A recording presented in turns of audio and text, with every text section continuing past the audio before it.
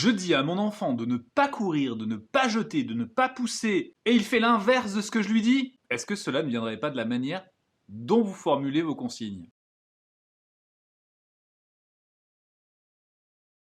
Alors quel intérêt de formuler positivement les phrases avec les enfants? C'est que les enfants préfèrent les consignes à des formulations négatives. Quand on dit à un enfant «ne cours pas», on lui dit pas ce que nous attendons déjà premièrement, et en plus on l'oblige à faire un travail qui est assez complexe pour son cerveau, c'est-à-dire à inhiber mentalement un geste pour ne pas le reproduire.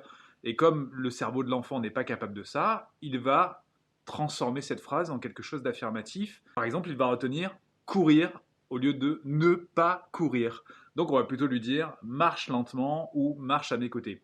C'est un véritable exercice que nous pouvons faire nous en tant qu'adultes parce que nous avons tendance à souvent formuler des phrases de manière négative. Et bien là, on s'interroge sur ce que nous voulons et on formule la phrase de manière affirmative.